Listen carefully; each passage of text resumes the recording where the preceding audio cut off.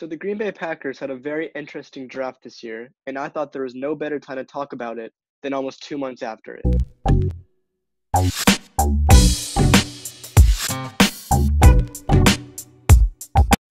So a couple months ago, the Packers had what many would say an absolutely horrible draft. And yes, me being a Packers fan, it was a very painful draft to watch for the most part. And uh, everyone's questioning why no wide receiver, why no run defense for the most part. And well, I'm here to say here are my two main ideas, takeaways from it. There's a positive one and there's a negative one. So let's start with the positive one. So looking back on it, being in June now, I'm pretty happy with the Packers draft, to be completely honest.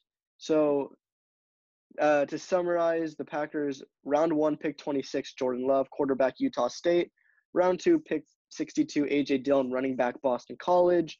Round three pick 94 Josiah DeGuara, tight end Cincinnati. Round five, because they traded away their fourth round pick to trade up for Jordan Love. Pick 175 Kamal Martin, linebacker Minnesota. Round six, pick 192 John Runyon, guard from Michigan. Round six, pick 208 Jake Hansen, center Oregon. Round six, pick 209, Simon Stepaniak, offensive tackle, Indiana. Round seven, pick 236, Vernon Scott, safety from TCU. And with our last pick, round seven, 242, pick 242, Jonathan Garvin, defensive end. So the first name that jumps off the board, obviously, is Jordan Love. And can we roll the clip of my reaction of Jordan Love getting drafted, please? With the 26th pick in the 2020 NFL Draft, the Green Bay Packers select Jordan Love. As you can clearly tell, I was ecstatic to get Jordan Love. Why is that? Well, everyone hates Jordan Love because he can't catch. He's going to replace Aaron Rodgers. He just pissed Aaron Rodgers off. Well, Jordan Love is a phenomenal quarterback, extremely raw talent, all the potential in the world, and probably the best situation in the world, too. Gets to sit behind Aaron Rodgers for between 2 to 4 years, depending on if we break his contract midway through. Gets to learn from one of the best of all time. Gets to learn from a guy who went through the same thing as him. And a piece of information everybody seems to ignore is Matt LaFleur is phenomenal coaching quarterbacks. Did you know he was the quarterback coach for Matt Ryan when he won his MVP award?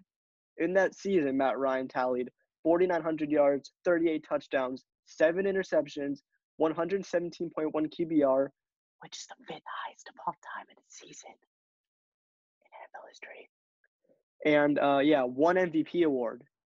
Fast forward to today, and this past season, Matt Ryan hit 4,400 yards, 26 touchdowns, 14 interceptions, 92 QBR, and 0 MVP awards. So yeah, Matt LaFleur knows what he's doing with quarterbacks, especially with a young raw talent like Jordan Love. So I think Jordan Love has all the upside in the world. I think he can become the face of the Packers in the next 4 or 5 years. He can win a Super Bowl, win an MVP. The potential's there. It's just if we can get it out of him or not. And on the Aaron Rodgers side of things, yes, he has 4 years left. Yes, 4 years is way too long for Jordan Love to marinate on the bench. So the thing is, I don't know what we're going to do with Aaron Rodgers in those next 4 years. Again, we can break his contract in the 2 years, which is a ton of dead cap and just a horrible thing to do to one of the best to ever do it, Aaron Rodgers. But it's a business, and if you take a step back, would you rather have 15 years of a great quarterback or 4 more years of a great quarterback? So you kind of have to weigh the pros and the cons with that. Moving on to AJ Dillon, absolute stud running back from Boston College.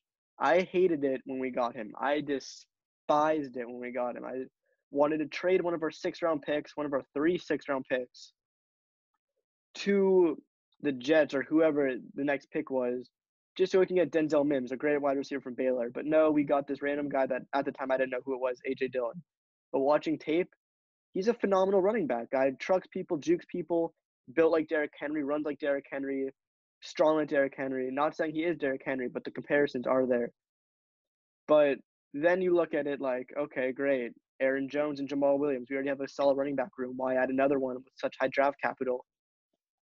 Well, the thing is, Jamal Williams and Aaron Jones both are on a contract year. So I guess we're just trying to play cheap, I guess, which is not bad, but you don't pay a running back, and having to pay one Pro Bowl caliber running back and one above average running back just is not a smart decision.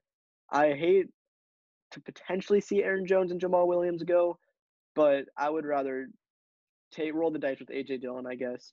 I love the two, but it's a smarter move. As that year we have so many other players to pay, like Kevin King, Kenny Clark, and then the year after Jair Alexander. We're planning for the future cap wise, so to reset with a running back contract, smart. And then going down the draft, no wide receiver, but we got a tight end, which is add some depth with Jay Sternberger, Kamal Martin, inside linebacker in the 5th round, helps the run defense. 3 offensive linemen in the 6th for offensive lineman depth, and secondary help in the 7th, and a good defensive front man in the 7th as well. So overall, looking at it from the pro standpoint, the positive standpoint, I'm very happy with the draft. I got my Jordan Love shirt. I'm excited for the future. But everybody's saying, you were 1 game away from the Super Bowl. Why aren't you helping Aaron Rodgers? Why aren't you building for the future? Yes, the Packers were 1 game away from the Super Bowl. No, the Packers were not 1 game from the Super Bowl. If you watch the game, there was just such a big talent difference between the Packers and the 49ers that to call it a 1 game difference away is laughable. We got embarrassed. The Packers got embarrassed. And to add a wide receiver and some run help would not have changed the tides of that game. So, yes, we were 1 game away physically, but from a talent standpoint, we were not 1 game away from the Super Bowl. So, we're preparing for the future now. Aaron Rodgers is getting old, so we're preparing for the post-Aaron Rodgers era. We're learning from our past, taking Aaron Rodgers with Brett Favre, and will it work again? Who knows? Do I think it will work? I hope so. The best thing to do is be positive with this, because being negative will not help the Packers win any more Super Bowls anytime soon. So, moving on to the negative part. No help for Aaron Rodgers. Pretty much no help on the run defense. Just an overall really, really weird draft. Just really weird. I don't want to see Aaron Jones go, but I don't want to pay him all that money. And if we handle this horribly, which I hope we don't, we're screwed. We keep Aaron Rodgers for 4 more years. Jordan Love gets upset, and he doesn't re-sign with us. There goes our 1st-round pick, and there goes our quarterback future. Because, yes, Aaron Rodgers can play for more than 4 years, but at what level can he play at? I don't want him to look like Tom Brady is right now, where he can barely throw the ball 15 yards down the field and can't even move outside the pocket with ease. So if we handle this poorly, a horrible draft, one to forget, but if we handle it like a professional team, utilize our talent, utilize our coaches, utilize our staff, utilize everything, this draft could be one that we'll never forget on draft day, our reactions, and in the current day where we're all super happy that Jordan Love brought us home some rings back to Titletown. So with that being said, thank you for watching. This was For Goodness Take. Have a great day, everybody.